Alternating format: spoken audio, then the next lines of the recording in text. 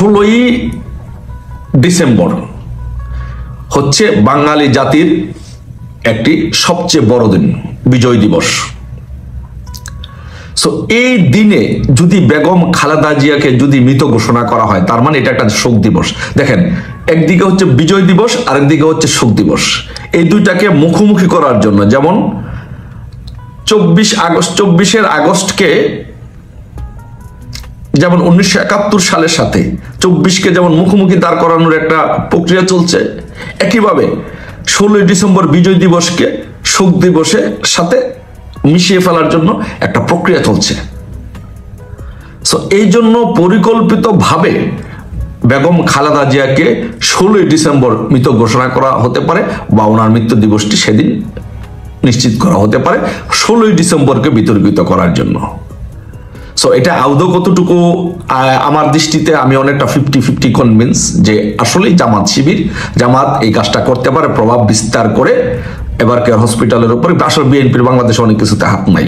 এখানে বিএনপি ইউনুসের সাথে বেসিক্যালি ইউনুস এই কাজটা করবে মেটিকুলাস ডিজাইনের মাধ্যমে, মুক্তিযুদ্ধকে খাটো করার জন্য 16ই ডিসেম্বরকে খাটো করার জন্য 16ই ডিসেম্বর এই কাজটা ওনাকে মৃত ঘোষণা করতে পারে। আমি 50-50, মোর দেন 50% আমি কনভিন্স যে এরা এই কাজটা করতে পারে, যেহেতু এরা মুক্তিযুদ্ধকে যেভাবে খাটো করার চেষ্টা করছে, মহান স্বাধীনতাকে যেভাবে খাটো করার, স্বাধীনতা যুদ্ধে শহীদদের যেভাবে খাটো করার চেষ্টা করা হচ্ছে, এখন আমি আর বিশ্বাস করতে আমার আর কোনো ন্যূনতম দ্বিধা নেই যে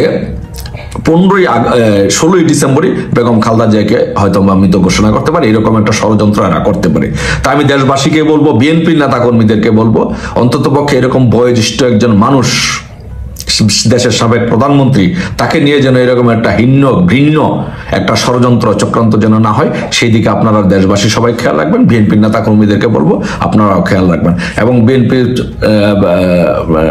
চেয়ারপারসনের জ্যেষ্ঠ ছেলে যেন তারেক রহমানকে বলবো, আপনার মাকে নিয়ে যেন বাংলাদেশের রাজনীতিতে জামাত এরকম ছিনিমিনি খেলতে না পারে, ইনুস যেন এরকম ছিনিমিনি খেলতে না পারে, আপনার মাকে যেন আর মৃত্যুর পরেও যেন বিতর্কিত করে না করে, সেই জিনিসটা আপনাকে খেয়াল রাখতে হবে। সো বাংলাদেশে আজকে সবচেয়ে যে বিষয়টি নিয়ে আলোচনা হচ্ছে যে সেটি হচ্ছে যে বেগম খালেদা জিয়ার অসুস্থতা নিয়ে, এবং বিভিন্ন মানুষ সামাজিক যোগাযোগ মাধ্যমে বিভিন্ন প্রশ্ন করছে যে খালেদা জিয়া কি আদৌ জীবিত না খালেদা জিয়া মারা গেছেন। সো আমি প্রথমে বক্তব্য শুরুতে বা কথা বলা শুরুতে আমি বেগম খালেদা জিয়ার প্রতি শ্রদ্ধা জানাচ্ছি, এবং উনি অসুস্থ হলে ওনার রোগ মুক্তি কামনা করছি, যেহেতু উনি একজন বয়োজ্যেষ্ঠ মানুষ এবং সাবেক প্রধানমন্ত্রী, ওনার প্রতি শ্রদ্ধা রেখেই আমি আমার আলোচনাটা শুরু করছি। সো অনেক মানুষ সামাজিক যোগাযোগ মাধ্যমে প্রশ্ন করছে যে খালেদা জিয়া কি মারা গেছে। অনেকে বলছে যে খালেদা জিয়া মারা গেছেন, খালেদা জিয়াকে 16ই ডিসেম্বর মৃত ঘোষণা করা হতে পারে। সো যখন এই কথাটি যখন আলোচনায় আসলো যে খালেদা জিয়াকে 16ই ডিসেম্বরের মৃত ঘোষণা করা হতে পারে, তখন আমি আমার অনেক ছোট ভাইকে বা অনেককে আমি বকাও দিয়েছি যে তোমরা এটা নিয়ে কি আলোচনা করছো, একজনে মানুষ মৃত, তাকে নিয়ে একজন মানুষ অসুস্থ বা মারা যাবে, তাকে নিয়ে তোমরা এরকম সমালোচনা কেন করছো। কিন্তু আসলে আলোচনা করতে গিয়ে আস্তে আস্তে যত ঊর্ধ্বতন কর্তৃপক্ষের সাথে বা বিভিন্ন মানুষের সাথে কথা বলছি, তখন এই জিনিসটা আমার বোধোদয়ে আসলো, এবং এটা আমি জানার চেষ্টা করলাম, সত্যতা প্রমাণের চেষ্টা করলাম।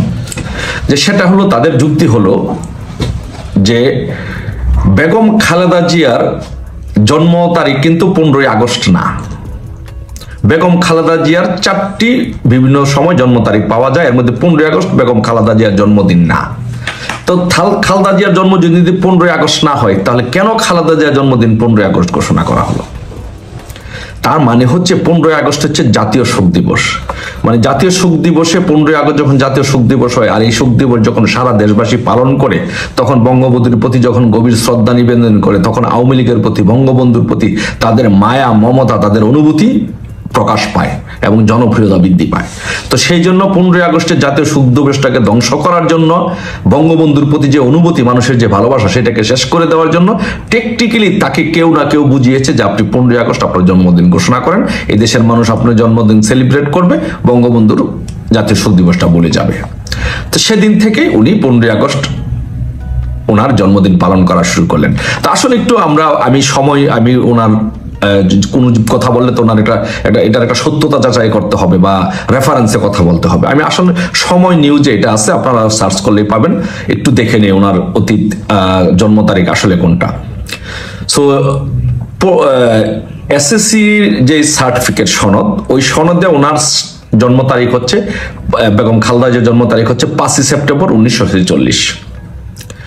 ওনার যে বিবাহ সনদ, জিয়াউর রহমানের সাথে যে ওনার বিবাহ হয়েছে, এই বিবাহ সনদে ওনার জন্ম তারিখ হচ্ছে 5 আগস্ট 1944। তারপরে প্রধানমন্ত্রী হিসেবে যখন শপথ গ্রহণ করেছেন, ওই নথিতে ওনার জন্ম তারিখ হচ্ছে 19 আগস্ট 1947, এবং ওনার পাসপোর্টে যে জন্ম তারিখ সেটা হচ্ছে 19 আগস্ট 1945। আর প্রধানমন্ত্রী হিসেবে যখন শপথ গ্রহণ করেছেন, ওই নথিতে হচ্ছে ওনার 19 আগস্ট 1947। তাহলে ওনার 4টা জন্মদিন ব্যতির রেখে উনি কেন 15 আগস্ট কেন জন্মদিন পালন করলেন? তার মানে এই দেশের বুদ্ধিজীবী, মুক্তিযুদ্ধের পক্ষের মানুষ এবং সাধারণ মানুষ এটা রিসার্চ করে বের করেছে যে বেসিকলি জাতির জনক বঙ্গবন্ধু শেখ মুজিবুর রহমানের যে 15 আগস্ট যে জাতীয় শোক দিবস, সেই শোক দিবসটাকে বিতর্কিত করার জন্য উনি 15 আগস্টে ওনার জন্মদিন ঘোষণা করেছে। এখন আসুন ওনার মৃত্যু নিয়ে। কেউ কেউ বলছে উনি এবার কেয়ার হসপিটালে উনি মারা গিয়েছেন, কেউ কেউ বলছে উনি লাইফ সাপোর্টে আছেন, কেউ কেউ বলছেন উনি খুবই অসুস্থ, মৃত্যুর মুখোমুখি আছেন। সো অনেকে বলছে যে উনি যদি মৃত হয়ে থাকেন তাহলে কেন ওনাকে মৃত ঘোষণা করা হচ্ছে না। সো এর বিপরীতে মানুষের যে যুক্তিগুলো দিচ্ছে যে সেটা হচ্ছে যে ধারাবাহিকতা আজকে যখন বেগম খালেদা জিয়া অসুস্থ, সেখানে তার আজকে কি অবস্থা বাংলাদেশের মানুষ জানে না। তার যারা সমর্থক, তাকে যারা খুবই ভালোবাসে, তার কর্মীরা, তারা কিন্তু জানে না আজকে বেগম খালেদা জিয়ার কি অবস্থা। এই সব কিছুই হতো না। হতো কি যে বাংলাদেশের যারা গুরুত্বপূর্ণ মানুষ, যারা ভালো মানুষ, যারা রাজনীতিতে সঠিক গুরুত্ব পাওয়ার কথা, তারা বেগম খালেদা জিয়াকে হাসপাতালে দেখতে যাচ্ছেন, সেখানে শেখ হাসিনাও দেখতে যাচ্ছেন। সবার মধ্যে একটা সম্প্রীতির পরিবেশ রয়েছে, এবং বেগম খালেদা জিয়াকে নিয়ে আজকে ইউনূস এবং বাধ্য হয়ে তারেক রহমান এবং বিএনপি যে রাজনীতি করছেন, এটা তো আসলে কোনো মুমূর্ষু মানুষ বা অসুস্থ মানুষ ডিজার্ভ করে না, তাই না? কতটা দুর্ভাগ্য নিয়ে একজন মানুষ, অর্থাৎ আমি এটা বেগম খালেদা জিয়াকে বলছি না, মানে একজন মানুষকে কতটা নিষ্ঠুরতার মধ্যে ফেলে দেওয়া যায় শুধু রাজনৈতিক কারণে, সেটা তো বিএনপি আর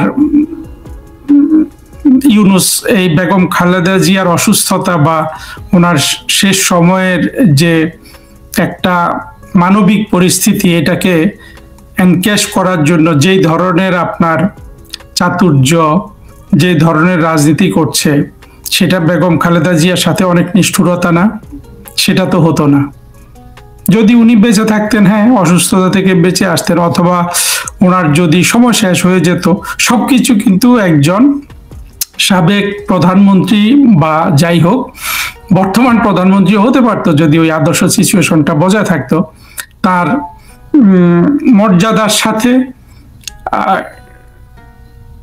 মর্যাদার সাথে একেবারে আপনার পরিপূর্ণভাবে খাপ খায়, এমন অবস্থায় কিন্তু তিনি এই পরিস্থিতিতে থাকতেন। আজকে কিন্তু সেটা নাই। কিন্তু বিষয়টা হলো যে কেন এমন হলো? এই আওয়ামী লীগ বিএনপির মধ্যে, হ্যাঁ আমিও কল্পনা করি, আমি জানি যে হয়তো এটা সম্ভব না, কিন্তু আসলে যে কোনো মানুষই তো চায় যে তার দেশটা একটা ভালোভাবে চলুক, সেখানে গণতন্ত্র থাকুক, সেখানে সেই দেশটা আধুনিক রাষ্ট্র হয়ে উঠুক। এটা তো যে কোনো বোধ বুদ্ধি বিবেকবান মানুষের বা একজন ভালো নাগরিকের চাওয়া পাওয়া, তাই না? আমাদের দুর্ভাগ্য হলো যে আমাদের সেই আদর্শ পরিবেশটা নাই। কিন্তু কেন নাই সেটা কিন্তু আমাদের দেখতে হবে। এটা না থাকার কারণ হলো বিএনপির মূল সমস্যাটা আসলে বিএনপি বোঝে, কিন্তু সেখান থেকে তাদের বের হয়ে আসার কোনো চেষ্টা কিন্তু কখনো করা হয় নাই, হয়তোবা এটা করাও যায় না। সেটা হলো বিএনপি গঠিত হয়েছে জিয়াউর রহমান ক্ষমতায় এসে, উনি মুক্তিযোদ্ধা, সেক্টর কমান্ডার ইত্যাদি ঠিক আছে, কিন্তু উনি যেভাবে বাংলাদেশ জাতীয়তাবাদী দল বিএনপি গঠন করলেন, কাদেরকে নিয়ে গঠন করলেন? উনি গঠন করলেন মুসলিম লীগের লোকজনদের নিয়ে। আর কাদেরকে নিয়ে? ওই যে ন্যাব ভাসানী অর্থাৎ চীনপন্থী বামপন্থীদের নিয়ে, যারা মূলত অ্যাকচুয়ালি বাংলাদেশে এখন দেখা যাচ্ছে যে লোকগুলা গোলাম আজম নিজামী বা এগুলা হতে পারেনি, ভাগ্যচক্রে বামপন্থী হয়ে গেছে, ওগুলাই চীনপন্থী। আসলে মূলত দুটোরই মন মানসিকতার মধ্যে যথেষ্ট মিল আছে, এবং এই দুইটা পক্ষই সভ্যতার জন্য, বাংলাদেশের জন্য তো বটেই, মোটা দাগে মানব সভ্যতার জন্য অত্যন্ত ক্ষতিকর প্রাণী। এবং জিয়াউর রহমান থেকে শুরু করে খালেদা জিয়া, তারেক রহমান, এর সাথে তো জামাত আছে, একই জিনিসগুলা কিন্তু তারেক রহমান কিন্তু সেটাকে বহন করে চললেন। কিন্তু বেগম খালেদা জিয়ার সময় পর্যন্ত যেটা ধারণা করা হয়, মানে একটা ইমেজ উনি গড়ে তুলেছিলেন যে চরমপন্থী মৌলবাদী এদের প্রভাবটা কম ছিল। কিন্তু 2001 থেকে 6 সাল পর্যন্ত সময় আমরা যখন দেখলাম যে তারেক রহমান বিএনপির এবং বিএনপি সরকারের ক্ষমতা প্রয়োগ করছেন নিজের কর্তৃত্বে, তখন থেকে কিন্তু বিএনপির সাথে চরমপন্থী দলগুলোর অঙ্গাঅঙ্গি ভাব, ভালোবাসা এগুলো এমন ভাবে হলো, সেখান থেকে বিএনপির আসলে ফিরে আসারও কোনো চেষ্টা ছিল না, এবং বিএনপিকে ওখান থেকে আলাদা করাও যায় নাই। সেই অবস্থায় আজকে যখন তারেক রহমান নাম নিয়ে হোক না নিয়ে হোক 71-এর কথা স্মরণ করিয়ে দেন, জামাতের 71-এর ভূমিকা, এইটাতে বোঝা যায় যে তারেক রহমান বর্তমানে রাজনৈতিক মানে তার রাজনৈতিক দুর্দশা কত নিচে নেমেছে, যে সবচেয়ে ভালোবাসার যে দল ওনার জীবনের, তাদেরকে উনি বর্তমানে অন্তত পরোক্ষভাবে হলেও সমালোচনা করতে বাধ্য হচ্ছেন। কিন্তু এই সমালোচনা কি অন্তরের সমালোচনা? এটা কি তারেক রহমানের পক্ষে সম্ভব?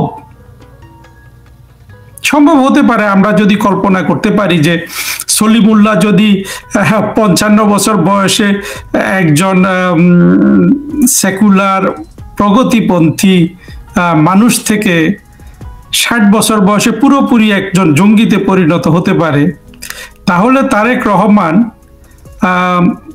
45-55 বছর বয়সে একজন পুরোপুরি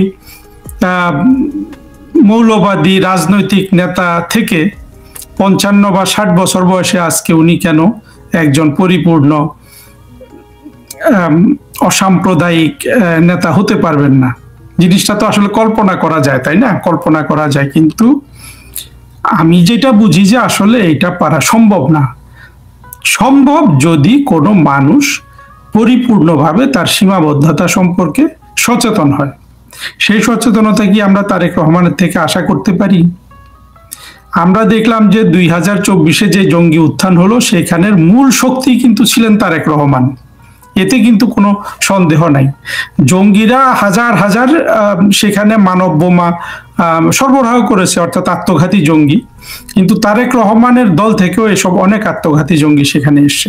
তারা এসে মূল শক্তিটা ওনাকে দিলেন, অর্থাৎ এই জঙ্গি উত্থানে এই শক্তিটা তারা জোগালো, জুগিয়ে প্রধানমন্ত্রী শেখ হাসিনা সরকারকে ক্ষমতা থেকে সরে যেতে বাধ্য করতে তারা সক্ষম হলো। কিন্তু পরবর্তীতে এখন তাদের মধ্যে যে ক্ষমতার দ্বন্দ্ব লড়াই চলছে, সেখানে দেখা যাচ্ছে যে কোনো অবস্থাতেই বিএনপি কোনোভাবেই হালে পানি পাচ্ছে না। এবং তারেক রহমান সাহেব যে বাংলাদেশে আসতে পারলেন না, এবং প্রতিটা যুক্তি ওনার পক্ষ থেকে যেগুলা দেয়া হয়েছে, অর্থাৎ যুক্তিটা আসলে উনি তো আর খুলে বলেননি, মানুষ যেগুলো নিয়ে আলোচনা করছে যে উনি কি এই বিলাতে ওনার যে পলিটিক্যাল অ্যাসাইলাম সেটার জন্য বসে আছেন, মানে অ্যাসাইলাম চলে যাবে এই জন্য উনি বাংলাদেশে আসছেন না, এটা আমার কাছে খুবই হাস্যকর যুক্তি মনে হয়। সব মিলে বোধহয় এখন যে যুক্তিটা বিএনপি বা বিএনপির পক্ষে যারা কথা টথা বলে, তারা দাঁড় করাতে চাচ্ছে যে তারেক রহমানের জীবন হুমকির সম্মুখে, এবং তারা যেটা ইঙ্গিত করতে চাচ্ছেন যে জামাত মৌলবাদীরা তারেক রহমানকে মেরে ফেলতে পারে। এখানে আমার মনে আজকেই একটা খুব গভীর প্রশ্ন আসলো। 2004 সালে যদি এই কথাটাই সত্য হয় যে তারেক রহমান প্রাণ ভয়ে বাংলাদেশে আসছেন না, অর্থাৎ উনি ওনার নিরাপত্তার কথা চিন্তা করে, তাহলে কি ওনার মনে কোনো জায়গায় ওই জিনিসটা গেঁথে গেছে? 2004 সালের 21শে আগস্ট যে জঙ্গি হামলাটা উনি করলেন শেখ হাসিনার উপর, সেখানে উনি দেখেছেন না এটার ভয়াবহতা কি রকম হতে পারে এবং জঙ্গিরা কত নিষ্ঠুর এবং কত নিখুঁতভাবে তাদের পরিকল্পনা বাস্তবায়ন করতে পারে? তারেক রহমান কি তাহলে নিজের কৃতকর্মের দ্বারাই কি ট্রমাটাইজড? কিন্তু এছাড়া তো আসলে তার বাংলাদেশে আসার কোনো কারণ দেখি না। তার সামনে নাকি উন্মুক্তর পথ, এবং তিনি তো বাংলাদেশের আরেকটা জিনিস দেখবেন যে 2024 সালের জঙ্গি উত্থানের আগ পর্যন্ত বাংলাদেশের রাজনীতি যে সরল রৈখিকভাবে এগিয়ে যাচ্ছিল, সেটা অনুযায়ী তারেক রহমানের কিন্তু 5 আগস্টের জঙ্গি সাফল্যের পরে 1 সপ্তাহের মধ্যে বাংলাদেশে চলে আসার কথা। উনি যে এই শুরুতে বাংলাদেশে চলে এসে এই সুযোগ এই জঙ্গিদের এই বিজয়কে ক্যাপিটালাইজ করলেন না বা করতে পারলেন না, এটা কিন্তু ভবিষ্যতে গভীর, অর্থাৎ বাংলাদেশের রাজনীতি যারা ফলো করেছেন একেবারে বিশেষ করে 1990 বা 91 সাল থেকে, তাদের কাছে এটা একটা বড় ধরনের প্রশ্ন হয়ে থাকবে যে সব ধরনের আপনার সূত্র বলে যে তারেক রহমান তখনই চলে আসার কথা ছিল, কিন্তু উনি কেন আসলেন না? এই প্রশ্নের উত্তর কিন্তু আমরা জানি না, তবে এটা অবশ্যই ভবিষ্যতে বড় একটা গবেষণার বিষয় হবে। কিন্তু আমার মনে ওই প্রশ্নই থেকে যায়, তারেক রহমান যদি তার নিরাপত্তা বা তার প্রাণের মায়া নিয়েই চিন্তিত, তাহলে কি 2024-এর 21শে আগস্টের গ্রেনেড হামলা কি ওনাকে ট্রমাটাইজ করেছে? অর্থাৎ ওনার নিজের সংগঠিত কাজ বা ওনার তত্ত্বাবধানে করা কাজই কি ওনাকে এই ধরনের আতঙ্কগ্রস্ত করেছে? আর যদি মনে করি যে ভাবা হচ্ছে যে বেনজির ভুট্টোর মতো তারেক রহমানকে উড়িয়ে দেয়া হবে, তাহলেও কিন্তু দেখেন আমরা ওই একই বৃত্তে বন্দী আছি। তারেক রহমানদের প্রিয় দেশ বা জামাতের প্রিয় দেশ, যেই দেশে এই ধরনের নারকীয় ঘটনা ঘটে, আমি এটা বঙ্গবন্ধুর হত্যাকাণ্ড বা প্রধানমন্ত্রী শেখ হাসিনার ক্ষমতাচ্যুতি ওগুলোর সাথে মেলাবো না। এই পুরো জিনিসটা একটা সন্ত্রাসী, এটা পুরোপুরি একটা সন্ত্রাসের আওতাভুক্ত একটা আলোচনার জিনিস, যে তারেক রহমানের প্রাণ সংহারের আশঙ্কা আছে জঙ্গিদের হাতে। তাও তো এটা অত্যন্ত নিকৃষ্ট মানের উদাহরণ। তারেক রহমানরাই তো এই কন্ট্রিবিউশন করেছেন বাংলাদেশে, এই জঙ্গিরা এই জায়গায় আসবে এবং এখন তারেক রহমানের প্রাণ নিয়ে নিবে। এবং এটাও সত্য যে এই জঙ্গিরা তো তারেক রহমানের প্রাণ সংহার করতে, জঙ্গিরা তারেক রহমানের প্রাণ সংহার কেন, একজন আরেকজনের প্রাণ সংহার করে ফেলতে। বা শফিক, যে এখন জঙ্গিদের বাংলাদেশের অফিসিয়াল নেতা, শফিক বা তাহের, এই যে জঙ্গিগুলো আছে আর কি এই উচ্চ পর্যায়ে, এদের কারো যদি প্রাণ সংহার করে ফেললে, জঙ্গিদের যদি উদ্দেশ্য চরিতার্থ হয়, তারা তো 1 সেকেন্ডে করে ফেলবে।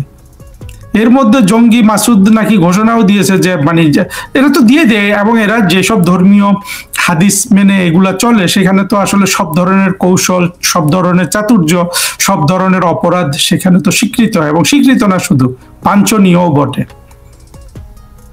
যাই হোক, আমরা তারেক রহমানের কথায় ফিরে আসি।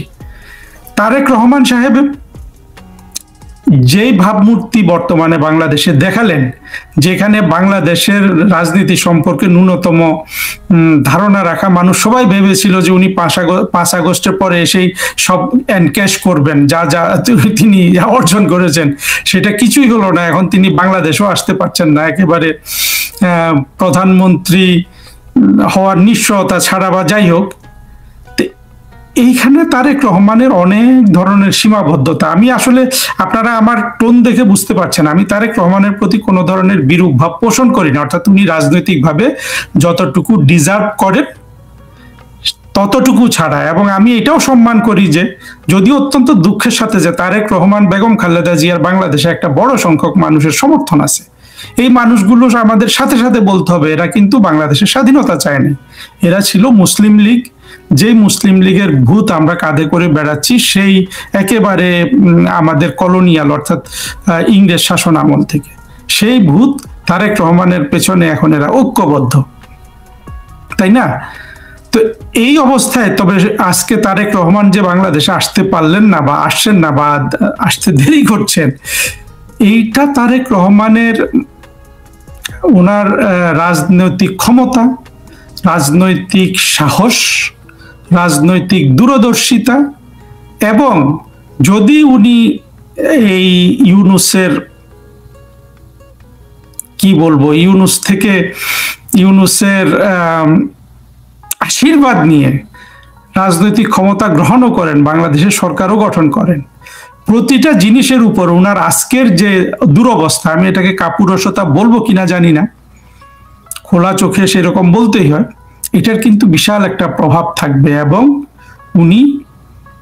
উনি যে সত্যিকার অর্থে বাংলাদেশের মতো একটা জটিল রাষ্ট্র চালানোর, এমনকি মুসলিম লীগের বা বিএনপির প্রতিনিধি হয়েও সেই যোগ্যতাটা যে উনি অর্জন করেন নাই, অর্থাৎ ছোটখাটো ব্যাপারকে যে উনি সাহস নিয়ে মোকাবেলা করতে পারেন না, মানুষের সামনে এটাই ফুটে উঠেছে।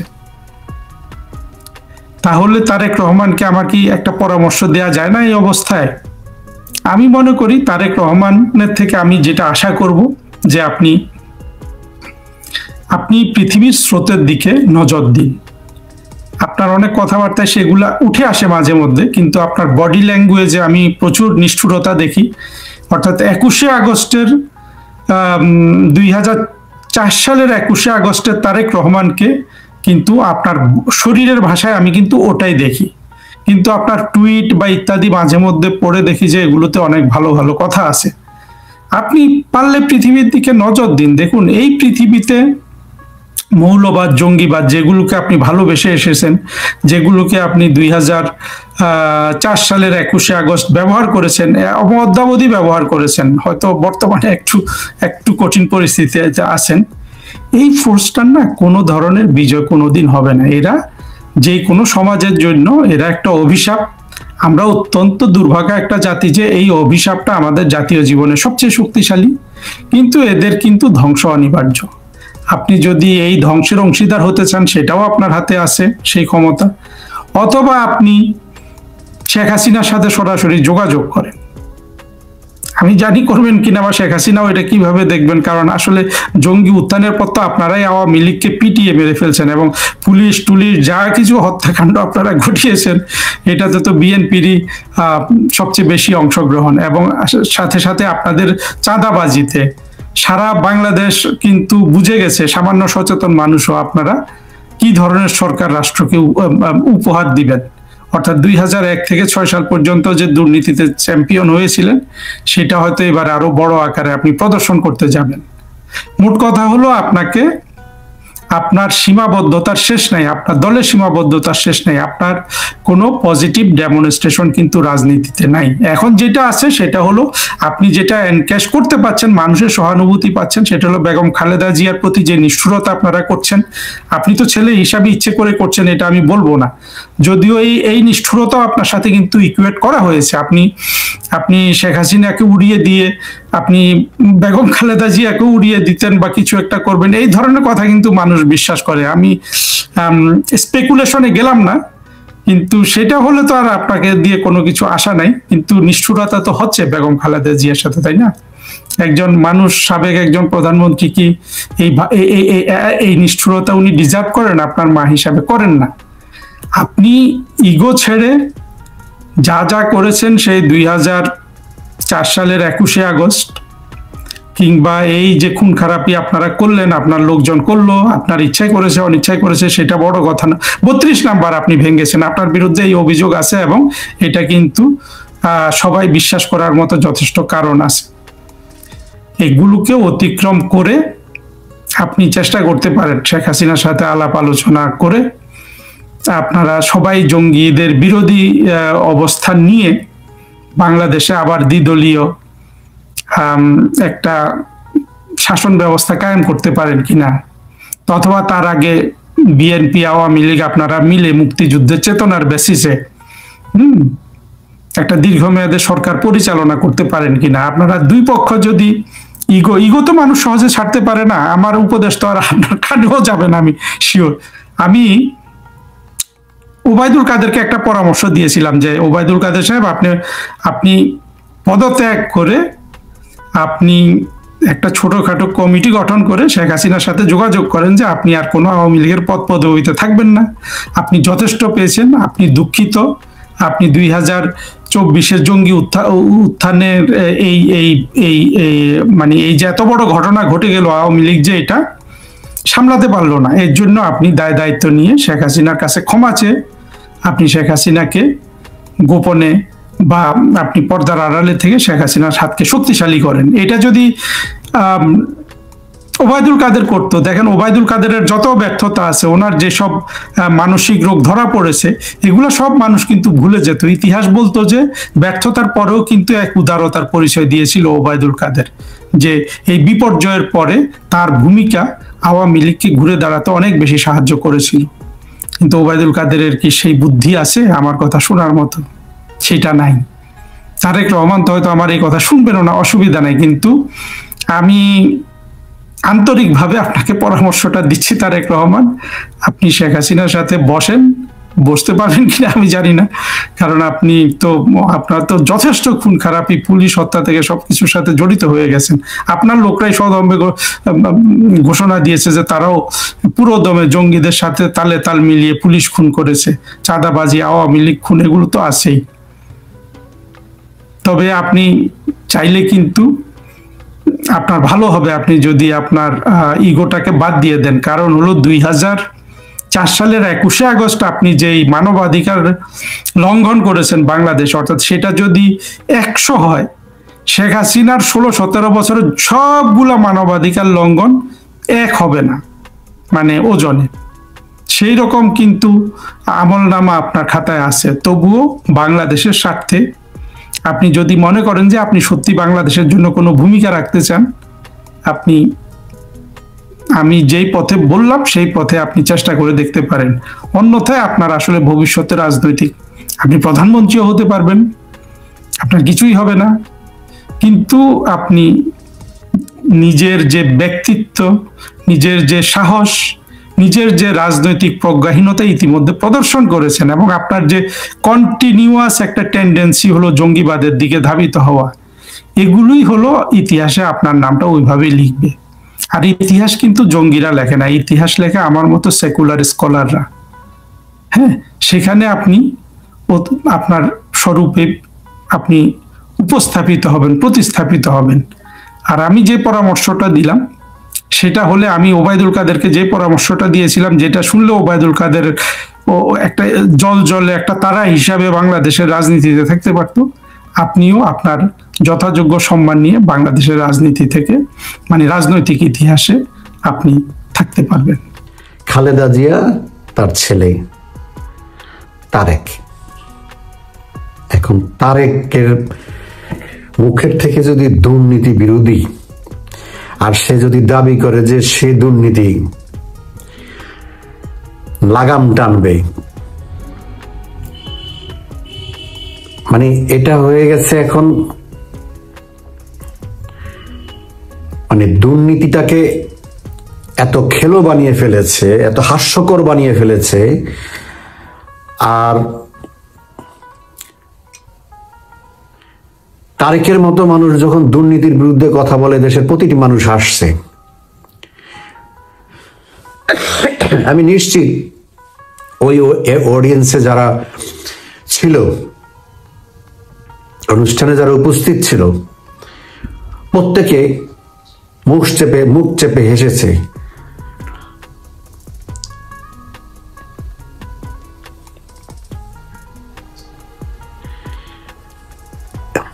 এরা তো পারিবারিকভাবে দুর্নীতিবাজ,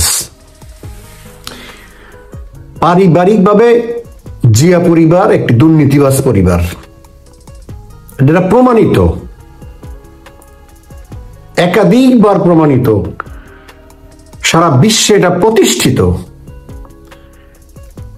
পত্রপত্রিকা ঘাটলে ওর বা ধারণা হচ্ছে যে 20 বছর আগের ঘটনা মানুষ তো ভুলে গেছে।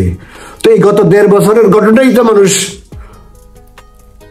যারা ভুলে গেছে তারা আবার তাদের পুরনো ঘা তারা আবার জল জল করে জ্বলছে। হ্যাঁ, এরাই তো 2001 থেকে 2005 দুর্নীতিতে চ্যাম্পিয়ন। তার জন্য দুর্নীতিতে চ্যাম্পিয়ন।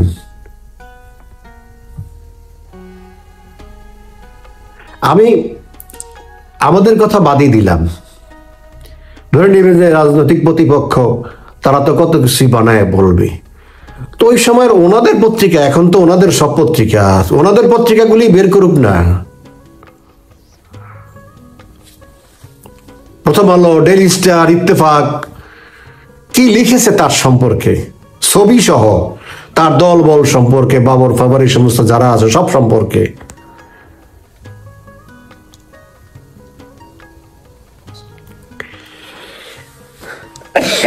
জিয়া মারা যাওয়ার পরে টেলিভিশনে দেখানো হলো ভাঙ্গা সুটকেস, সেরা গেঞ্জি এইসব। আর এই তারেক বিডিবিতে এখনো আছে, আপনারা ইউটিউবে সার্চ দিয়ে দেখেন। ও নিজে বলছে জিয়ার প্যান্ট কেটে তারপরে নিজেরা প্যান্ট বানিয়ে পড়তো।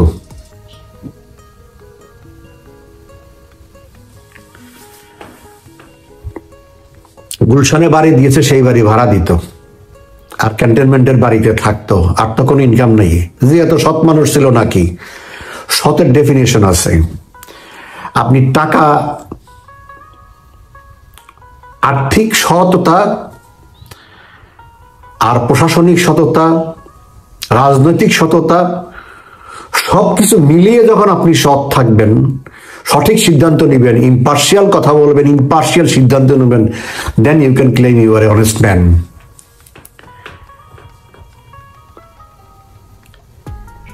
কিন্তু আপনি মানুষকে দেখাবেন আমি কোনো ঘুষ টুস খাই না, আমি কোনো ধান্দা করি না, কিন্তু ঘুষ খাওয়ানোর জন্য আপনি উৎসাহিত করেন, ঘুষ খাওয়ার পথ বের করে দেন, এবং যাতে ঘুষ খায় সেই ব্যবস্থা আপনি করেন। কারণ ঘুষ খেলে ওই লোকটা দুর্বল থাকবে, ওই মন্ত্রী, ওই এমপি, ওই সরকারি কর্মকর্তা দুর্বল থাকবে, তার দুর্বল পয়েন্ট আপনার কাছে থাকবে, তাকে তখন আপনি ইচ্ছে মতো চালাতে পারবেন। এই হলো জিয়ার পলিটিক্স। যে মানুষকে হুকুম দিয়ে খুন করা, সে আবার সৎ কিভাবে হয়? সে এক দল থেকে আরেক দলে লোক আনে, টাকা দিয়ে কিনে, সে আবার সৎ হয় কিভাবে?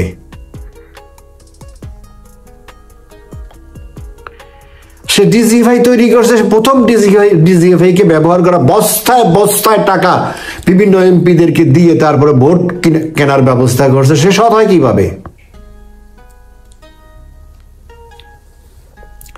তো তার ছেলেরা, তার পরিবার ভাঙ্গা সুটকেস নিয়া, সেরা গেঞ্জি নিয়া, তার মধ্যে তো গেল 10 বছর পার হলো। 91 সালে ক্ষমতায় আসলো। 92 সালে মাত্র 1 থেকে 1.5 বছরের মাথায়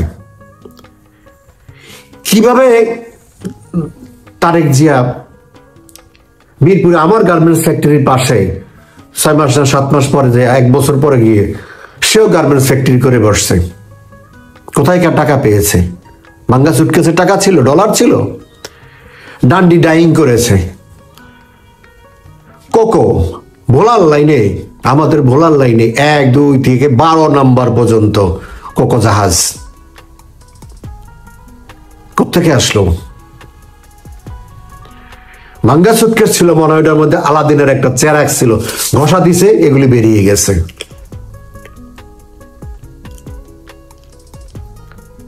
তারপরে ব্যাংকের থেকে লোন নিয়ে আবার সেই লোন মাফ করাইছে, টাকাও দেয় নাই 30 কোটি টাকা সোনালী ব্যাংকে। ওই সময় 30 কোটি টাকা এখন কত? 3000 কোটি টাকারও বেশি।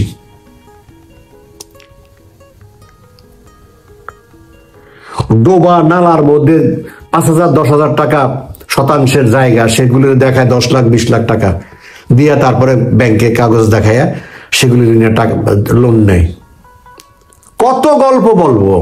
এটা তো প্রথমকার সময়, যেই সময়টা এত লেখালেখি, এত কাহিনী বাইর হয় নাই, যেই সময়টা মানুষকে বুঝাইতে চায় কত সুন্দর, কোনো কিছু না। ওই সময়কার ঘটনা, কিছু যখন হয় নাই মানুষ মনে করে, তখনকার ঘটনা হইল এগুলি। আর 2001 থেকে 2006, 5-6 এগুলি তো এখন মানুষের মুখে মুখে।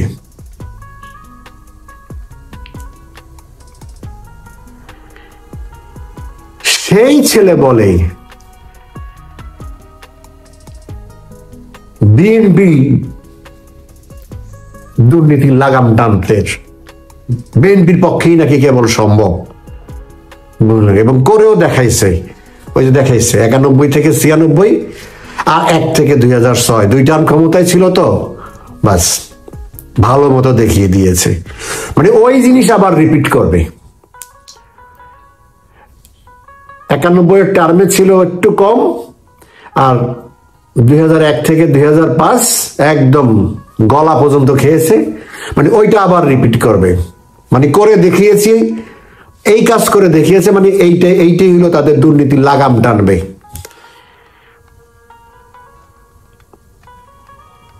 ভূতের মুখে রাম নাম আন্তর্জাতিকভাবে স্বীকৃত বিশ্ব সংস্থা এসে, FBI এসে যেখানে তার বিরুদ্ধে সিমেন্সের কেলেঙ্কারির জন্য সাক্ষী দিয়ে যায় দুদুকে,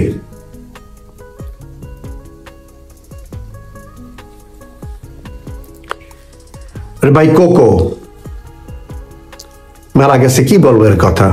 সিঙ্গাপুরে তার নামে 40 কোটি টাকা মাত্র শুরু হয়েছিল ধরা, 40 কোটি টাকা এই দুদুকে ফেরত আনানো হয়েছে।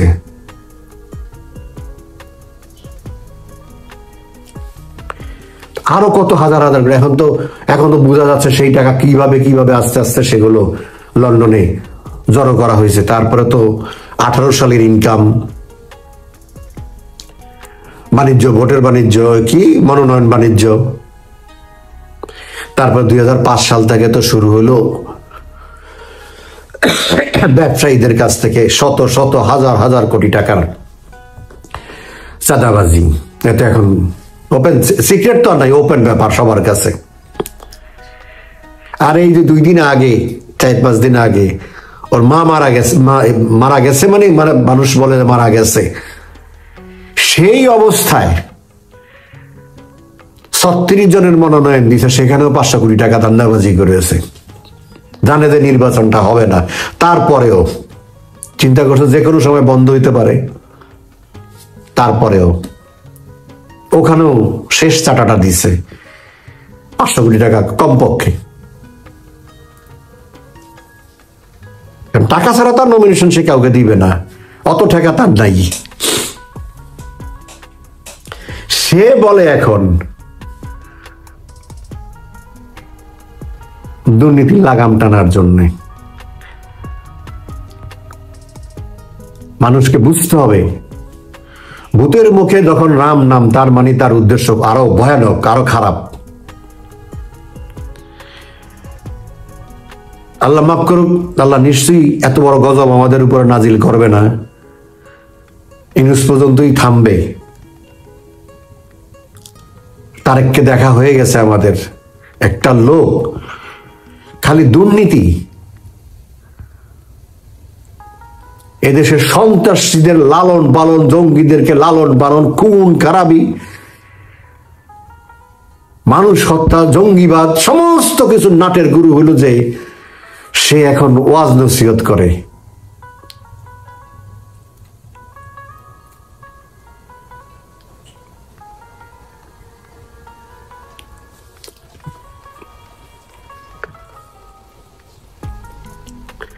তার মুখ দিয়ে জামাতের বিরুদ্ধে কথা বলে। জামাতের বিরুদ্ধে কথা বলার মতো মুখ তাদের এই পরিবারের আছে? জিয়া, খালেদা, এই তারেকের আছে? জেনারেল জিয়া জামাতকে প্রতিষ্ঠিত করলো, গোলাম আজমকে দেশে আনলো,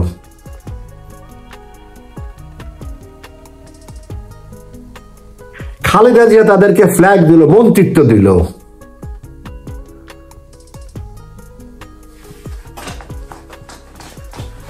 আর তারেক তাদেরকে পৃষ্ঠপোষকতা সেই তখন থেকে দিয়ে আসছে, 2001 থেকেই। শিবির আর ছাত্র দল ভাই ভাই, অত শিবিরের সম্মেলনে গিয়ে এই বক্তব্য দিয়ে আসছে। যে জামাতকে লালন পালন করে আজকে এই ফ্রাঙ্কেনস্টাইন তৈরি করলো, এটা কে তৈরি করছে? জিয়া, খালেদা, তারেক যৌথভাবে। আজকে যখন সবলটা উল্টা মেরেছে, তখন তারা স্বাধীনতার শত্রু হয়ে গেছে। তখন তারা লক্ষ লক্ষ মানুষকে হত্যা করেছে, তখন তারা মা বোনের ইজ্জত নষ্ট করে। জীবনেও কোনোদিন খালেদা জিয়া এই কথা কোনোদিন বলে নাই, জিয়া কোনোদিন এই কথা বলে নাই যে জামাত ইসলাম বাংলাদেশে লক্ষ লক্ষ মানুষ মেরেছে। উল্টা খালেদা জিয়া এই যাদেরকে, যেই লক্ষ লক্ষ মানুষ মেরেছে, যে মা বোনের ইজ্জত নষ্ট করেছে, সেটার জন্য শেখ হাসিনা তাদেরকে কাঠগড়ায় দাঁড়ি করে উপযুক্ত শাস্তির ব্যবস্থা করেছে। এই খালেদা জিয়া সেটার বিরোধিতা করেছে।